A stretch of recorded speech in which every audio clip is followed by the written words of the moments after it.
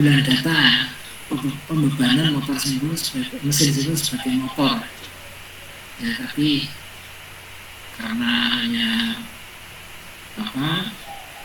simulasi atau peragaan ya, kita tidak perlu mengambil data. Hanya menunjukkan bagaimana starting mesin sinkronus sebagai motor atau bagaimana mengoperasikan mesin sinkronus sebagai motor sinkron. Nah, kalau di industri umumnya mesin sinkron sebagai motor itu kebanyakan motor induksi, ya bukan motor sinkron.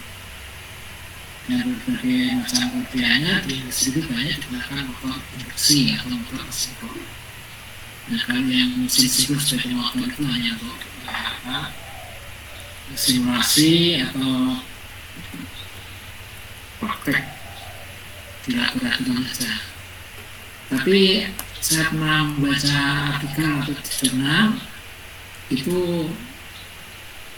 dengan menggunakan teknologi semikonduktor mesin sinkron itu dimanfaatkan sebagai penggerak secara profesional, itu banyak digunakan ya untuk teknologi dengan teknologi kendali yang memanfaatkan semikonduktor ya. Jadi banyak digunakan. Jadi dengan mendapatkan teknologi baru terkait dengan kendala ya, untuk starting mesin sinkron sebagai motor itu sekarang mulai dimanfaatkan. Tapi untuk pembelajaran belum sampai ke sana. Itu ya informasi pembagian grup ini yang perlu Anda ketahui, Anda siapkan nanti ya, dari pertama minggu ke-12 ini pelaksananya, minggu 11 hingga minggu 12. Jadi di pelaksanaan praktikum di lab TTR nanti saya tidak akan menjelaskan lagi, tidak akan memaparkan dengan teori terkait dengan job yang dipraktekkan. Itu langsung Anda membuat merangkai peralatan-peralatan yang ada. Ya, kemudian saya cek rangkaiannya, ya, saya jelaskan terkait dengan fungsi alat-alat. Kalau selama daring Anda hanya melihat dari gambar, nanti pada saat di lapangan saya akan menjelaskan lagi, merefresh sekilas dengan peralatan-peralatan yang akan digunakan untuk praktek, dan setelah itu langsung Anda menjalankan dan mengambil data sesuai dengan yang diminta ya, dari job. Nah, itu. Jadi sekali lagi ada 3 job, itu karakteristik tambah ban, karakteristik ban, 2 job. Nah, kalau memungkinkan ya 4 job itu praktekkan ya, terus hingga hari Selasanya ya ada waktu paginya refreshing ya, terkait dengan yang sudah dipraktekkan, kira-kira 1 jam, kemudian ujian praktek. Dan kalau prakteknya kelompok, nanti ujian prakteknya individu, dan ujian prakteknya itu hanya menjelaskan ya fungsi peralatan dan tahapan-tahapan menjalankan. Itu tidak sampai mengoperasikan ya, karena kalau ujian praktek individu mengoperasikan ya sudah cukup praktik ya, karena lokasi waktunya itu kira-kira satu mahasiswa sekitar 10-15 menit ya. Majunya 2 orang tapi jawabnya individu. Nah, itu untuk ujian prakteknya. Jadi selama praktek Anda harus mengenali peralatan yang digunakan dan fungsinya serta urutan menjalankan ya, peralatan-peralatan itu sampai Anda peroleh data sesuai dengan yang diminta dari job sheet. Ini ya, ini yang terkait dengan pembagian kelompok. Ada usulan ini untuk pembagian kelompoknya? Mungkin ada yang tidak setuju dengan bagian kelompok ini, silakan.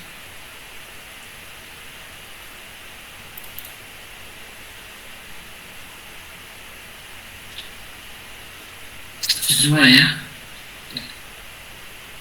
Ini yang belum hadir siapa ya? 24. Bisa absen cepat ya. Yang tidak cepat berarti tidak cepat jawab, dianggap belum hadir ya. Nomor absen 1 Ahmad Fauzi. Ya. Iya. Hadir Pak. Oke. Absen Bagja. Belum hadir. WP-nya error Pak. Aryan Wis. Oh, Hadir Pak. Hadir Pak. absen. Hadir. Oke. Hadir terus Pak. Anggit Septiano. Anggit hadir Pak, mikrofonnya mati. Oke. Aprilinda. Hadir Pak. Bayu Bagas. Hadir Pak. Bayu Ponco. Hadir Pak. Bayu Nisa. Hadir Pak. Dimas Ferdiansyah. Hadir Pak. Dwijo Prastowo. Hadir Pak. Farah Amelia. Hadir Pak. Febri Nawan. Hadir Pak. Firman Nugroho. Hadir Pak. Ilham Zuri. Hadir. Kanaya Al-Zahra. Hadir Pak. Lukman Hendra. Hadir Pak. Ya. Muhammad Andri.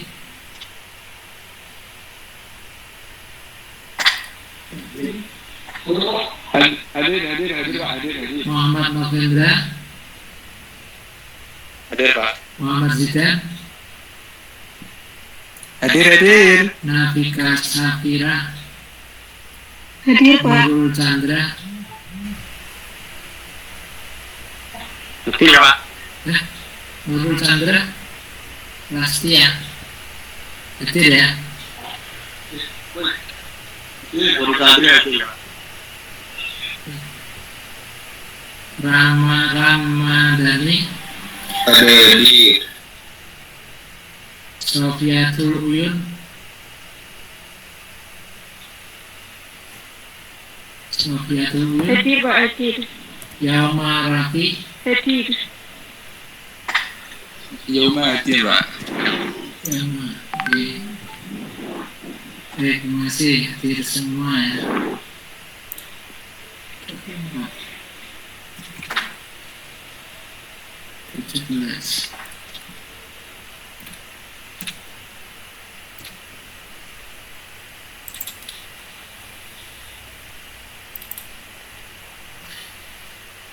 Oke, sekarang kita lihat jobnya ya. Nah, saya berikan jobnya.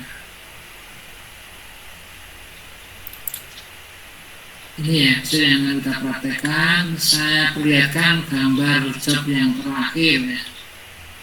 Supaya ada karena berwarna di gambarnya yang terakhir itu supaya lebih mengenal. Itu diagram rangkaian yang mau dipraktekkan.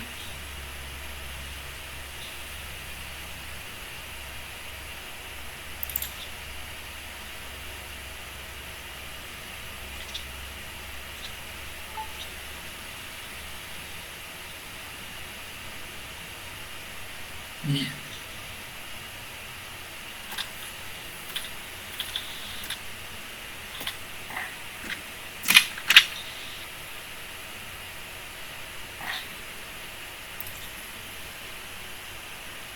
Iya.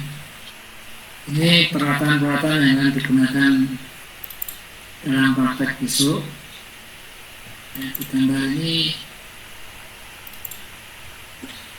yang paling kompak rangkaiannya ini. Jadi ini adalah blok untuk generator sinkron ya. Blok diagram untuk generator sinkron, sedangkan ini motor sinkron. Jadi sekali lagi ini generator sinkron, ini motor sinkron. Anda sudah pernah lihat fisiknya, fisik peralatan generator sinkron? yang ada di lab yang mau dipakai untuk praktek? Belum, Pak. Belum. Supaya Anda punya gambaran, tak tunjukkan fotonya. Saya tunjukkan fotonya. Nah, dari Pak Jody almarhum itu pernah memberi website yang ada fotonya.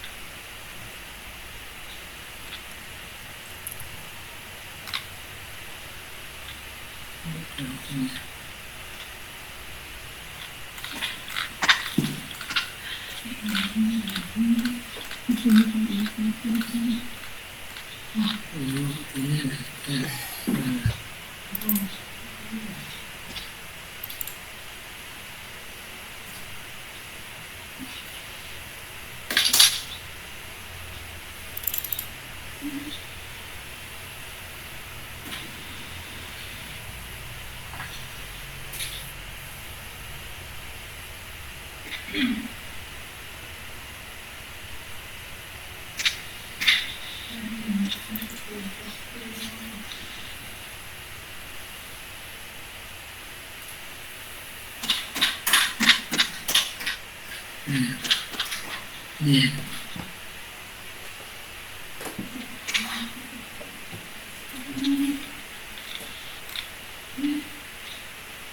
Iya.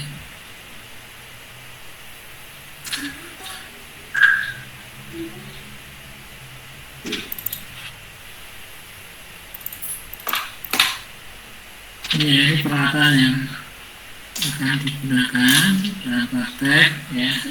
Ini adalah mesin sinkron. Ya, ini mesin sinkron, ini mesin DC ya. Mesin DC. Ya, mesin DC ini dalam percobaan ini difungsikan sebagai motor ya, motor DC dengan pemuat terpisah. Kenapa saya sebut mesin DC? Karena mesin DC ini bisa difungsikan sebagai motor DC atau juga sebagai motor generator DC. Jadi mesin DC ini bisa difungsikan sebagai motor DC, bisa juga difungsikan sebagai generator DC. Kemudian yang ini mesin sinkron bisa difungsikan sebagai generator sinkron dan bisa juga difungsikan sebagai motor sinkron. Ya, tapi dalam pelaksanaan praktek ya, mulai dari job 1 sampai job 4 bahkan sampai job 5 ya, mesin DC nya ini difungsikan sebagai motor DC pemuat sang, sedangkan mesin sinkronnya difungsikan sebagai generator sinkron ya, difungsikan sebagai generator sinkron. Nah, untuk job yang ke-6 ya, untuk job yang ke-6 mesin sinkronnya ini dioperasionalkan sebagai motor sinkron, sedangkan mesin DC-nya difungsikan sebagai generator DC. Jadi kebalikannya untuk job 6 ya. Tapi karena ada syarat ya, ada ketentuan yang harus dipenuhi untuk menjalankan mesin sinkron sebagai motor ya, syaratnya itu harus diparalel dulu dengan jarak-jarak. Maka dalam menjalankan mesin sinkron sebagai motor itu diawali atau di start mesin sinkron itu sebagai generator lebih dulu. Jadi mesin sinkron difungsikan sebagai generator dulu, dan mesin DC ya, karena fungsi utamanya adalah untuk menggerakkan generator sinkron, maka mesin DC ini juga difungsikan sebagai motor DC. Ya. Jadi ini di start, kemudian ini diparalel dengan jarak-jarak terlebih dahulu. Setelah generator sinkron nyambung ke jarak-jarak, ya, kemudian energi penggerak motor DC ini di off-kan. Apa energi penggeraknya motor DC? Ya sumber listrik DC ini ada power supply DC ini ya. Ini dimatikan. Ya. Jadi saya ulang lagi, setelah mesin sinkron sebagai generator ini paralel dengan jarak-jarak PLN, ya, kemudian sumber DC sebagai penggerak motor DC pemasangan ini dimatikan. Yang terjadi apa kira-kira? Ya, sama ya, pada saat ini sudah berjalan mesin DC sebagai motor penggerak, generator sinkron, mesin sinkron berfungsi sebagai generator sinkron. Ya, setelah dipenuhi syarat-syarat paralel, kemudian diparalel generator sinkronnya nyambung ke jarak-jarak PLN. Kemudian sumber DC sebagai penggerak motor DC di off-kan. Apa yang terjadi dengan unit ya, unit motor dan generatornya yang jarak-jarak PLN? Apa yang terjadi? Ya, silakan. Mesin sinkronnya tetap berjalan dan mendapatkan sumber listrik dari jarak-jarak PLN. Kok bisa? Ini siapa yang jawab ini ya? Alim, Pak. Alim, oh ya. Kenapa Alim? Tadi kalau Ya, gambarnya di mana ya? mana ya? Gambarnya, lihat lagi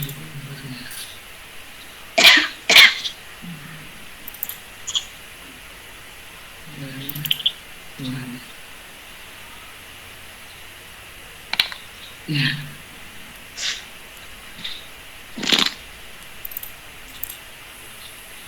Gimana?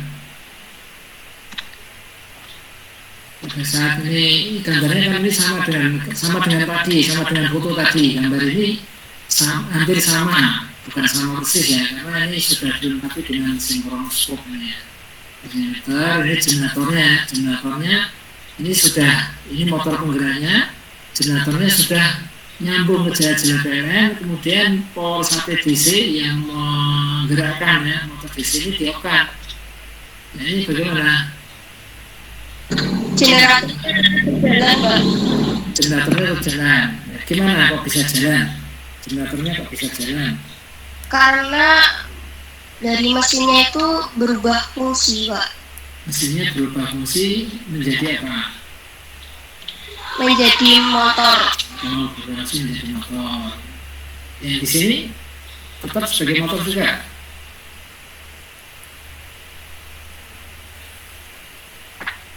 Kalau ini sebagai motor, kemudian mesin yang di sini, mesin di sini sebagai apa?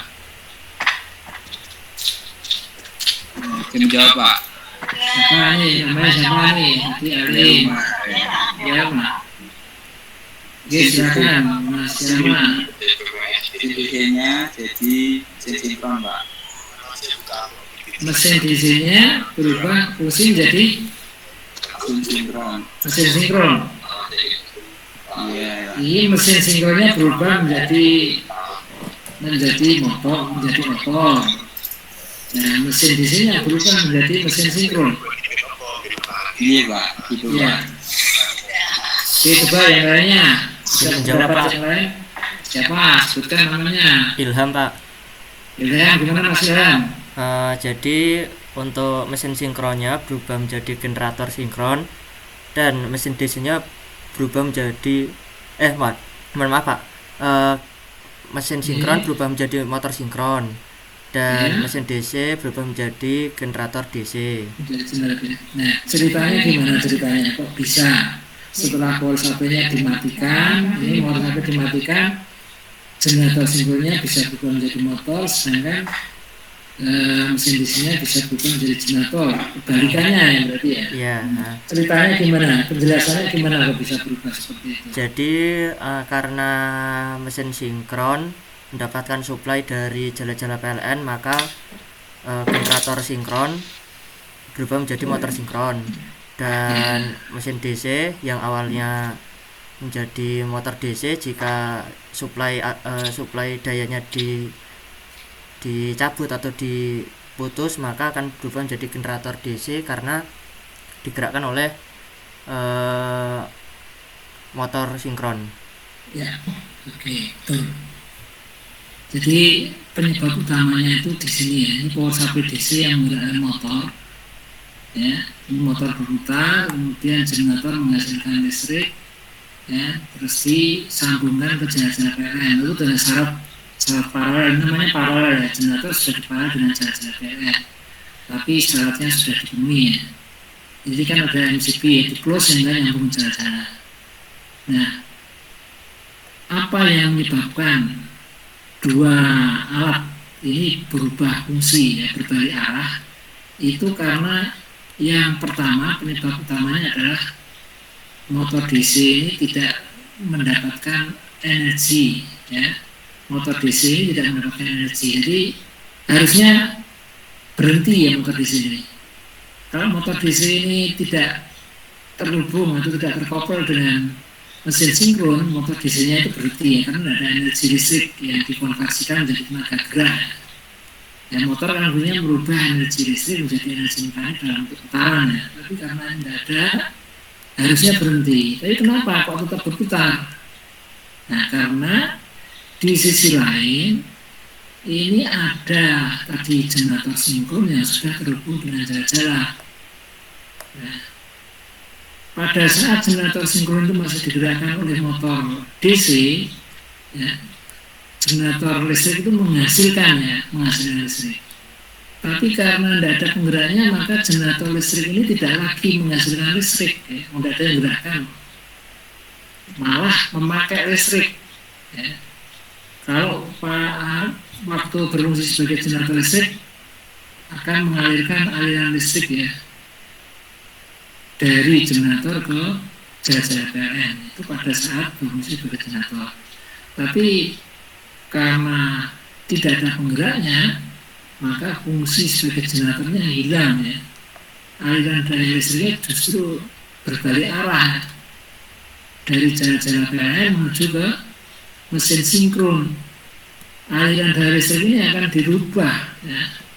dirubah oleh mesin sinkron menjadi energi mekanik dalam bentuk putaran ya, dan dipakai untuk menggerakkan mesin DC.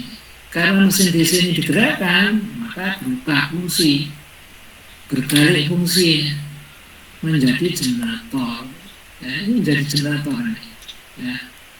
Menjadi generator. Dari awal penjelasan saya tadi kan saya sampaikan bahwa mesin DC itu bisa ya dioperasikan sebagai generator, bisa sebagai motor, dan mesin sinkron pun juga sama, bisa dioperasikan sebagai generator dan bisa sebagai motor sinkron ya. Mesinnya saja namanya kan mesin sinkron ya, mesin sinkron bisa sebagai generator dan bisa sebagai motor. Ini juga mesin DC bisa juga sebagai motor DC, bisa sebagai generator DC. Nah, pada saat ini digerakkan oleh motor sinkron ya, apa mesti langsung menghasilkan listrik? Belum tentu ya, belum tentu menghasilkan listrik ya. Motor DC kalau diputar tapi tidak ada medan magnet ya, motor listrik mesin DC ini tidak bisa tidak bisa menghasilkan listrik. Oleh karena itu ini tetap harus ada penguatannya dari mana ya, penguatannya dari ini. Jadi kumparan medan magnetnya ini tetap dihubungkan dengan sumber listriknya supaya mesin DC yang difungsikan sebagai generator bisa menghasilkan listrik. Maka ya, kumparan medan magnetnya ini harus tetap terhubung dengan sumber DC ini, harus tetap terhubung sini. Sedangkan kumparan jangkarnya yang tidak ya. Kalau kumparan jangkarnya ini kan ini menghasilkan ini dari tempat menghasilkan tegangan. Jadi kalau dihubungkan dengan sumber DC, maka motor DC penguasaan itu berubah penguatannya menjadi penguat apa? Penguat terpisah. Ya. Jadi kalau kumparan medan magnetnya ini tetap dihubungkan ke sumber DC ini, maka motor mesin DC penguatan itu berubah menjadi penguat terpisah. Nah, supaya menjadi mesin DC dengan penguat sendiri, ya, ini tidak usah dihubungkan ke sumber DC, tapi cukup diparalel dengan kumparan jangkar ini, ya, dengan kumparan jangkar ini diparalel. Nah, tentu fungsi mesin DC berupa generator, simbolnya tidak lagi M, ya. Ini di sini sudah dituliskan DC generator, ini berarti menjadi notasinya menjadi G. Jadi penjelasan gambar yang sebelah kiri ini hanya diperlihatkan, ya, separuh ini adalah ini ceritanya itu setelah mesin sinkron berfungsi sebagai motor dan mesin DC berfungsi sebagai generator. Nah, ini dituliskan di sini, DC generator ini berarti sebenarnya juga mesin ini tapi setelah berfungsi sebagai generator. Dan gambar ini adalah beban, ya, beban dari mesin DC setelah berfungsi sebagai generator ini dihubungkan ke beban, ya. Jadi gambar ini adalah gambar setelah kedua mesin ini berubah fungsi, yang mesin sinkron sebagai motor, ya, motor sinkron, yang mesin DC sudah berfungsi sebagai generator DC, ya. Agar terlihat, ya, dalam percobaan ini berapa dayanya, ya, maka di sini dipasang wattmeter di sini. Ini wattmeter digitalnya. Ini adalah untuk mengukur aliran daya dari jarak-jarak PLN ke mesin sinkron, daya yang dikonversikan oleh mesin sinkron menjadi energi mekanik dalam bentuk putaran, ya. Jadi aliran daya ini.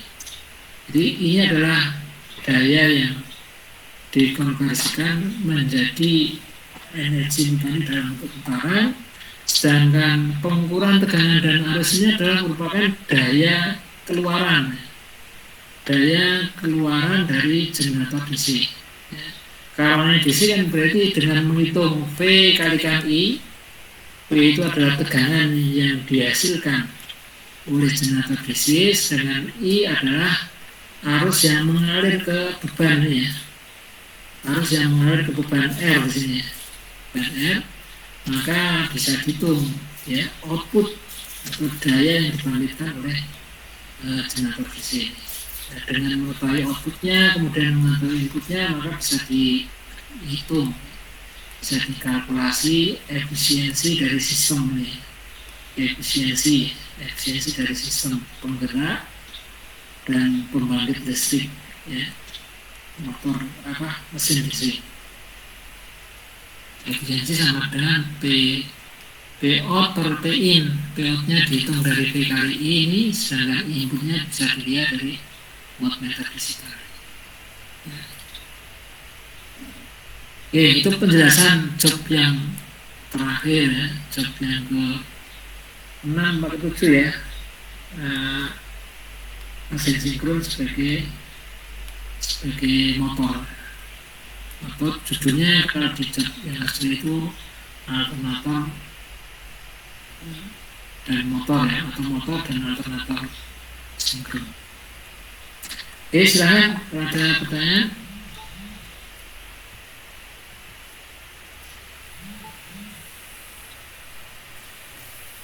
Mohon maaf Pak, untuk sebelum praktek boleh tanya job yang akan dikerjakan atau tidak Pak?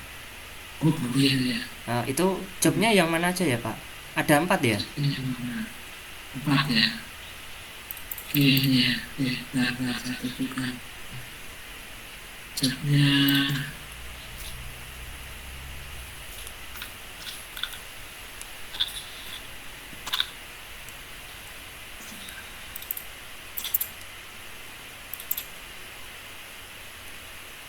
Ini, ya, ini berarti job nomor 2 nih, ya, no load test.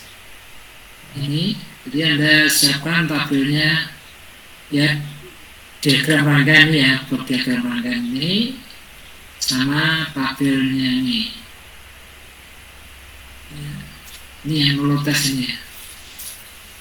Jadi menurut tes itu melihat karakteristik generator tahan beban.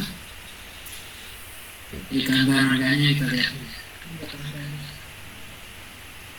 Sudah gambar rangkaiannya di atas. Nah, ini ya, ini sudah saya perlihatkan tadi ya. Fotonya yang ini ya. Ya, ini ya. Ini adalah generator, ini motornya. Ini power supply di sini. Ini adalah untuk tempat alat ukur yang akan digunakan. Jadi ini diagram gambar rangkaiannya, kemudian ini tabelnya. Ya. Yang pertama ini, kemudian yang kedua short circuitnya tidak usah, ya. Yang berdepan aja. Ini yang short circuit. Kemudian ini load karakteristik, ini karakteristik berbeban. Ini gambar diagram rangkaiannya yang ini ya. Jadi ini bebannya ini. Bebannya ini adalah beban 3 pasang. Ya, beban 3 pasang. RLC atau kebalikannya. RLC. Ini generatornya, ini motornya, ini power supply DC, ini RPM meter, kemudian ini ampere meter untuk mengukur arus penguatan pada motor DC. Kemudian ini ampere meter untuk mengukur arus penguatan pada generator. Ini kumparan dinamitnya ya, ini kumparan jangkarnya. Kemudian di sini ada ampere meter untuk mengukur arus beban pada salah satu fasa. Makanya ini di seri ya, di seri dengan salah satu fasa. Bebannya ini R 3 fasa, L 3 fasa, kemudian C 3 fasa. Ya, banyak itu. Nah, dalam merangkai untuk yang motor DC itu dibedakan posisi dan negatifnya ya. Posisinya pakai warna merah, kemudian negatifnya pakai warna hitam. Sedangkan untuk generator sinkron ini AC ya. AC ini dibedakan untuk lane 1 pakai warna yang berbeda dengan lane 2 dan lane 3. DC-nya itu. Nah, di generator sinkron ini juga ada rangkaian DC. Untuk kumparan damai ini kan rangkaiannya berarti DC ya. Untuk kumparan damai dihubungkan dengan disebut DC. Maka juga dibedakan warna positif itu pakai merah, kemudian negatif pakai warna hitam. Pakai warna hitam. Kemudian untuk beban ini kan AC ya. Beban ini kan rangkaiannya AC ya, dibedakan untuk lane 1, lane 2, lane 3 itu pakai warna yang berbeda ya. Di lab ada kabel yang warna hitam, merah, dan biru, oleh karena itu warnanya dibedakan. Nah, dalam merangkai ya, karena panjang kabelnya itu variatif ya, ada yang 10 cm, 20 cm, setengah meter, 1 meter, dan 2 meter. Nah, menggunakan kabel dengan panjang yang sesuai dengan yang dibutuhkan. Jangan yang sebenarnya bisa pakai 1 meter tapi pakai 2 meter sehingga tidak rapi rangkaiannya. Nah, sekali lagi itu perlu diperhatikan ya, warna kabelnya. Dan untuk rangkaian AC untuk generator sinkron ya, khususnya yang terhubung dengan kumparan jangkar itu ya dibedakan dengan warna lane 1, lane 2, dan lane 3. Sedangkan untuk kumparan damai itu cukup pakai 2 warna ya, merah dan hitam, merah untuk positif, hitam untuk negatifnya. Nah, untuk keamanan beban ya, dari generator itu tidak langsung dihubungkan ke beban, tapi menggunakan switch ya, menggunakan MCB ya. MCB yang ada yang tersedia di panel ya, panel modul praktek ini itu dimanfaatkan untuk menghubungkan dari generator ke beban. Tujuannya apa? Ya, di beban R, L, dan C ini kan ini ada switch ya untuk memindahkan posisi beban R 3 fasa ini kan ada 3 switch ya. Ini switch untuk R1, switch R2, switch R3. Kalau yang ini L ya, ini switch untuk L1, L2, dan L3. Nah, setiap beban perfasanya itu bisa dipindah mulai dari posisi 0 sampai ke posisi 7. Ya, ini untuk lane fasa 2-nya juga bisa berubah dari posisi R1 sampai R7. Yang ketiganya juga bisa R1 sampai R7. Demikian juga untuk L. Ya, ini bisa dipindah-pindah dari posisi 0 sampai posisi 7. Yang kedua juga sama, ketiga juga sama. Demikian juga untuk C-nya. Nah, untuk memindahkan dari posisi 0 ke posisi 1 itu untuk keamanan alat harus dalam kondisi tidak bertegangan. Nanti kalau sudah pindah sesuai dengan yang dikehendaki tabel, baru dihubungkan lagi ke sumber tekanan. Jadi yang menghubungkan ke sumber tekanan itu adalah switch, ya, MCB yang disiapkan di sini. Jadi tambahan ya, MCB-nya itu tambahan. Kita pasang pada lane yang menghubungkan dari generator ke beban. Kalau ini kan langsung ya, lane 1 langsung dihubungkan ke ini dihubungkan langsung ke sini. Ada salah satu lane yang dilewatkan ampermeter ya untuk mengukur arus. Ada salah satu pasarnya. Nah nanti kalau ada tambahan MCB berarti ini diputus ini diputus dulu dihubungkan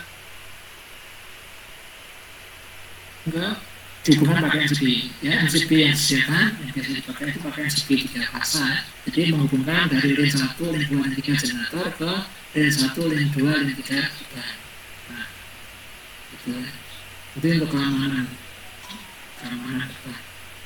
Nah di tabel percobaan ini kita lihat dari tabelnya sekarang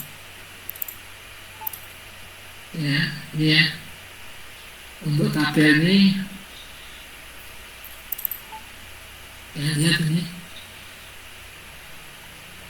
yang baris atas ini dikondisikan pada putaran nominal ya, ini kan putaran per menit min pangkat menit 1 maksudnya menit ya, menit pangkat menit 1 berarti sepermenit ya, ini satuannya putaran per menit, diatur pada putaran tertentu ya, ya kalau nominalnya 3000 ya berarti 3000 rpm. Kemudian ini diatur I eksitasinya ya, diatur I eksitasinya pada harga tertentu ya, sehingga menghasilkan tegangan nominal ya. Setelah menghasilkan tegangan nominal dan tidak dirubah-rubah lagi, kemudian ditulis pada I exit berapa generator menghasilkan tegangan nominal ditulis di sini. Kemudian bebannya divariasi mulai dari R, kemudian divariasi pada posisi R1. Ini berarti R pada fase 1 posisinya pada R1, R pada fase 2 posisinya R1, demikian juga R pada fase 3 posisinya R1.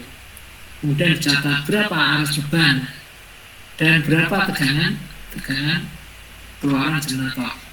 Ya, sekali lagi setelah beban R tempatkan pada posisi 1 ya, kalau sudah kemudian MCB di off-kan, beban R dipindah ke posisi R2. Kalau sudah dipindah ke posisi R2 kemudian MCB di-on-kan dan data dicatat lagi masukkan ke sini untuk IS-nya dan US-nya dicatat sini dan seterusnya sampai ini. Kalau di sini hanya diminta sampai R5 ya. R-nya sampai R5, R-nya sampai R5 dan C-nya sampai C5. Ini tidak perlu sampai ke posisi 7 ya, kenapa? Ya, karena dari pengalaman kalau sampai posisi ke-7, posisi 7 itu kan berarti nilai R terkecil ya. R-nya juga R terkecil, C-nya kalau untuk beban C berarti C yang terkecil ya. Pada saat R pada posisi 7 itu adalah R terkecil, arusnya itu besar. Nah, arus besar itu menyebabkan pemanasan pada beban ya, pada beban R ini cepat ya, pemanasannya cepat sekali sehingga kalau kita kurang hati-hati bisa menyebabkan R beban terbakar. Ya dulu pernah AC-nya tidak nyala, membacanya alat ukur kurang cepat ya, sehingga terbau aroma itu air terbakar. Jadi itu silahkan kalau ada pertanyaan. Intinya itu saya kira kalau itu ya, itu yang berbeban air. Kemudian ini yang kedua, beban air, berbeban yang kedua itu ini. Bedanya apa dengan yang pertama? Kalau berbeban yang kedua di sini adalah kombinasi. Yang pertama adalah R saja, kemudian RR dan RC. Jadi kita lihat sebelum lihat tabelnya, ya saya sarankan untuk gambar, ya untuk gambar itu memperhatikan yang berwarna ini ya, terutama untuk terminal ampermeternya, pakai yang berwarna. Ya, lihat yang berwarna di sini. Coba Anda tahu enggak di sini gambarnya ada yang salah? Anda cermati.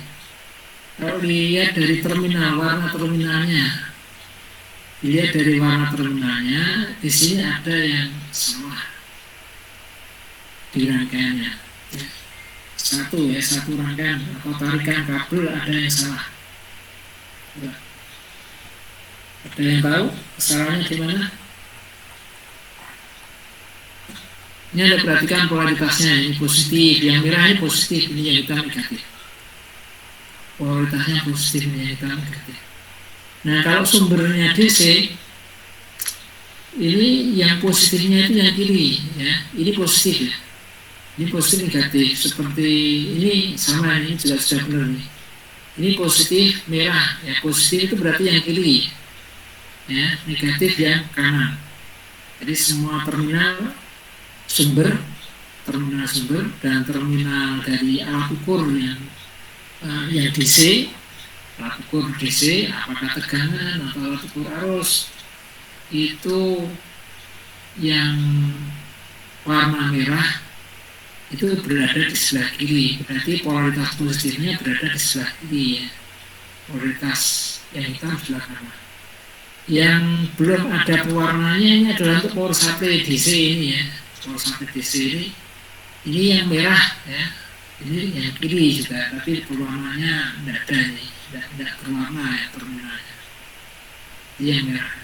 Nah sekarang terkait dengan bahasa tadi, mana kesalahan rangkaian? Kesalahannya di mana? Ada kesalahan rangkaian yang mana? Ada yang tahu? Izin menjawab, Pak. Ya, siapa ini? Alin, Pak. Alin, yang mana? Mbak Alin. Menurut saya dari positif ampermeter ke sumber bagian kirinya, Pak. Positif ampermeter ke Kiri. sumber kirinya ini. Ya. Yang mana? Kesalahannya di mana nih? Peletakan kabelnya, Pak. Kabelnya yang mana? Ini. Kabel. Terbalik ya? Ya. Terbalik ya. Ya betul ya. Ini kan positif ya. Positif harusnya ke ampermeter itu masuk ke positif ya. Ya berarti harusnya masuk ke kiri ya, Mbak Alin ya.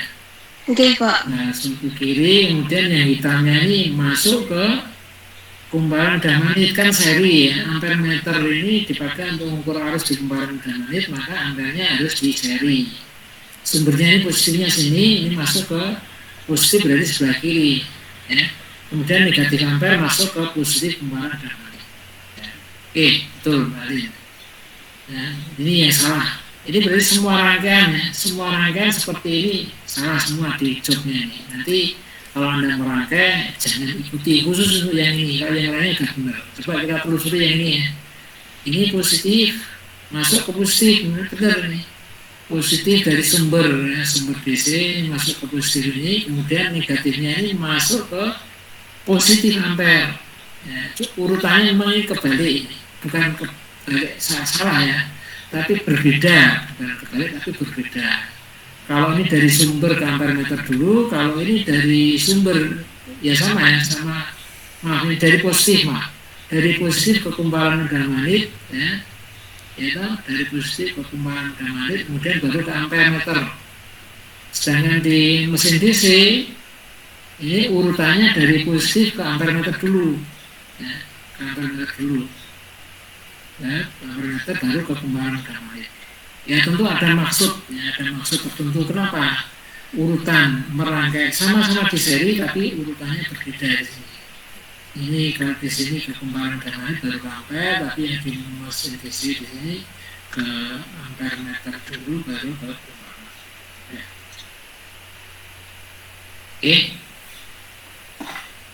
Oke, itu silakan kalau ada pertanyaan sampai jam 9 ya, masih ada waktu 11 menit. Berarti untuk untuk job berbeban ini ada 2 ya Pak? Atau hanya 1? Ya, beban ada 2. Oh ada 2. Ada beban. Ini tabelnya kan berbeda ini, coba saya perlihatkan tabelnya ini. Berbeda kalau yang tadi itu bebannya R masing-masing ya, beban 3 pasang tapi R dan C. Kalau ini yang kolom pertama ini beban R, kemudian ini kombinasi RR dan ini kombinasi RC. Yang perlu diperhatikan untuk beban karakteristik beban yang kedua di sini, ya, ini dikondisikan putarannya tetap putaran nominal 3000 rpm. Sedangkan tegangan keluarannya dipertahankan tegangan nominal. Ya. Berapa tegangan nominal? Ini karena tulen ya. Tegangan nominalnya tahu berapa? 380 kah Pak? 380 ya betul. Tegangannya 380, dipertahankan tegangan 380. Jadi dalam pengambilan data untuk percobaan berbeban ini ya, dijalankan mesinnya sampai generator menghasilkan tegangan 380, kemudian baru dibebani. Pertama ini untuk beban R ya. Setiap kali beban berubah ya, itu diamati terlebih dahulu sebelum mencatat berapa arus beban dan berapa arus eksitasinya. Itu diperhatikan dulu. Putaran harus dalam 3000 rpm, kemudian tegangannya harus 380. Kalau misalnya ketika ada perubahan beban, tegangan keluarannya berubah, apakah turun atau naik, maka harus dikembalikan ke 380. Bagaimana caranya? Ketika tegangan keluaran beban, ya, ketika generator ya, dibebani kok tegangannya berubah, ya, gimana cara mengembalikan agar kembali ke tegangan 380? Mengatur eksitasinya Pak. Betul ya, mengatur arus eksitasinya. Jadi yang diatur ini ya, arus eksitasi generator itu yang ini ya.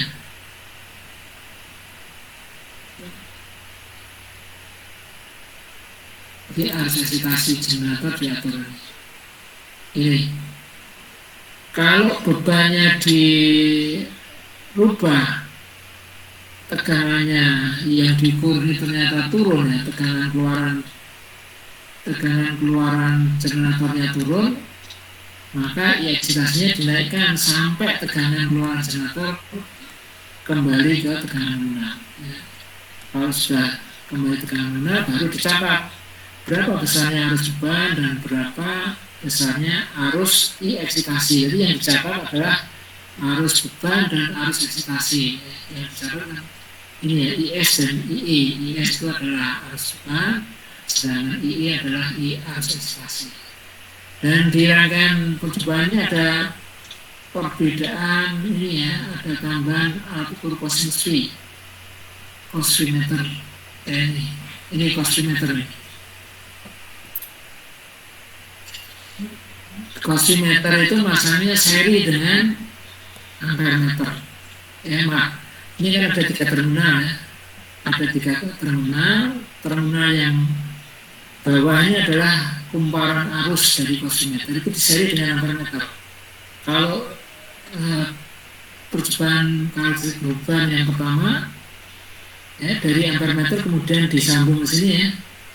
Nah, untuk memasang cosimeter diseri dulu ke kumparan arus pada cosimeter. Ini seri kemudian ya, sambung ini. Kalau percobaan sebelumnya kan ini langsung ke sini ya. Nah, dengan adanya cosimeter ini diseri ke kumparan arusnya. Sedangkan satu terminal ini dihubungkan ke netral ya, ke netral beban. Kita lihat ya. Ini yang bagian atas itu dihubungkan ke beban. Rangkaian bebannya ini kan bebannya 3 pasang, 3 pasang masing-masing dihubungkan secara bintang ya. Secara bintang kemudian diparalel. Kalau hanya R saja yang difungsikan ya berarti ini tetap pada posisi 0 ya. Tetap posisi 0 ini yang diatur. Sehingga yang berfungsinya. Kemudian kalau kombinasi R dengan L, misalnya ini R-nya ini R-nya ya ini saja yang dioperasikan, sedangkan ini ya tetap didiamkan. Ini didiamkan sama halnya tidak difungsikan. Nah, ini tetap difungsikan pada posisi 0 itu berarti ini tidak difungsikan. Nah, ya meskipun rangkaiannya ini sudah tersambung, tapi kalau ini posisi 0 berarti tidak difungsikan. Nah, istilahnya ditidurkan ya, dirangkai tapi beban yang posisi 0 itu berarti ditidurkan. Hanya yang diaktifkan, yang diatur posisinya ini yang difungsikan. Oke, silakan kalau ada yang ingin disampaikan.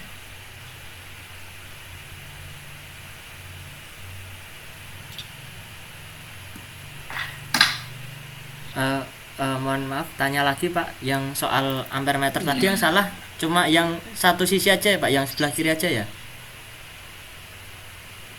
Coba kita cermati ya supaya yang lain juga tahu ya, supaya yang lain juga tahu. Kita lihat dibandingkan ampere meternya ini kan ada 1, 2, 3 ya. Jadi yang salah itu hanya yang sebelah kiri, yang lainnya sudah benar. Kenapa yang ini sudah benar? Ya, tidak diperhatikan.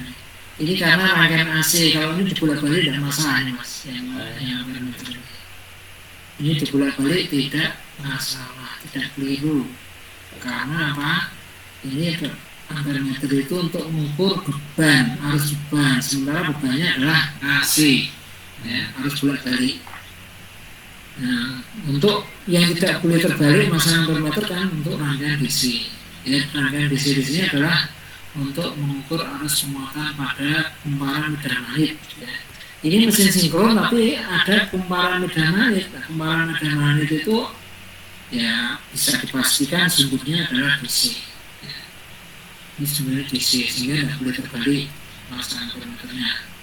Demikian juga untuk kumparan medan magnet di motor DC ini juga tidak boleh terbalik.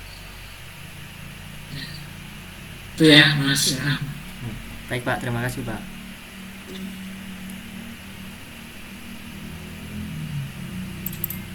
Ya silakan kalau ada yang ingin disampaikan.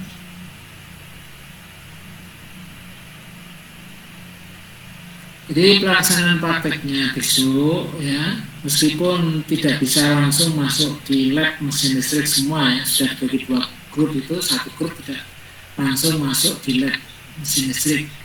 Mesin listrik itu kapasitasnya hanya kalau kondisi normal kan bisa 12 orang masuk ya, tapi karena ini kondisi COVID itu hanya dibatasi 50% dari 12, berarti hanya 6. Oleh karena itu hanya kelompok 1 dan 2. Jadi diatur kelompok 1, 2 praktek, yang lainnya menunggu di lab ya, apakah lab timur atau lab barat. Kalau yang kemarin kelas A itu menunggu di lab barat ya. Jadi kelompok 1, 2 praktek mesin listrik, kelompok 3, 4 menunggu di lab barat. Kalau sudah ya, kelompok 1, 2 selesai, gantian kelompok 3, 4 yang praktek, kelompok 1, 2 menunggu di luar ya, itu.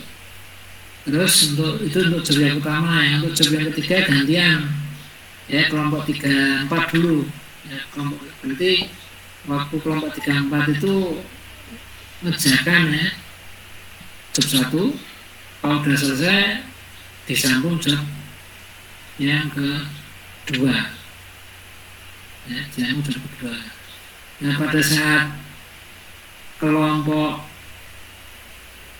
3, 4 praktek itu diminta dari kelompok 1 ada yang memberikan pendampingan ya, memberikan pendampingan sampai kelompok 3, 4 bisa mengambil data ya. Jadi saya hanya menjelaskan ke kelompok 1-2. Ya, kelompok 3-4 saya tidak jelaskan. Jadi kelompok 1-2 yang menjelaskan. Nanti berikutnya gantian, saya menjelaskan job kedua ke kelompok 3-4. Tidak menjelaskan kelompok 1-2. Nah, nanti kelompok dari 3-4 yang menjelaskan ke kelompok 1.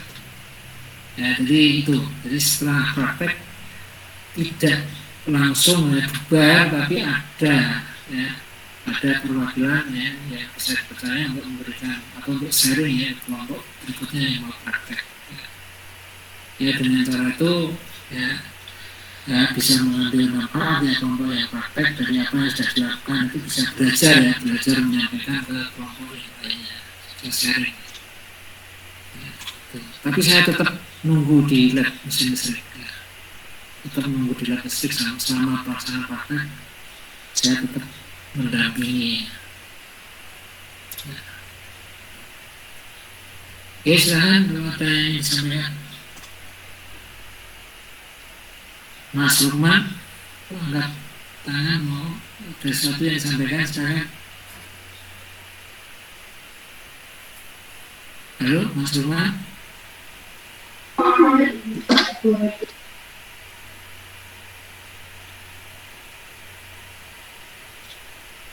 Silakan Mas Lukman kalau ada yang ditanyakan. Nggak ada, Pak. Maaf, Pak. Ada. Oh, pencet ya.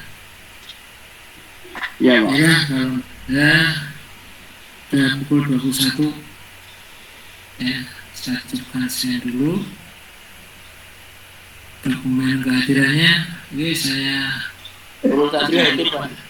gimana?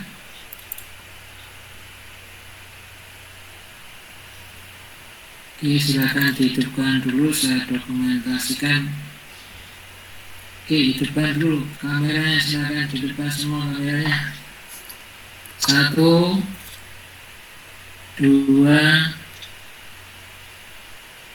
Banyak yang belum on kameranya. Halo, silakan. Absen Pak. Ya, Absen aja Pak. Silakan. Ayo, Cis. Kameranya diangkat.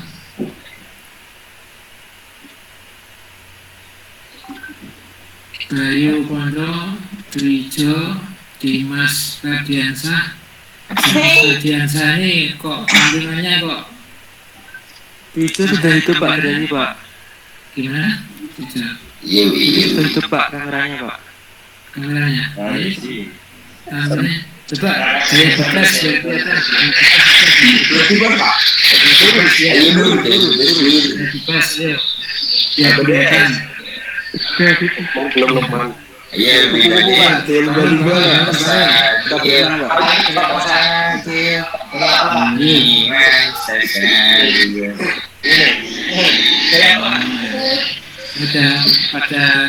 1, 2, 3.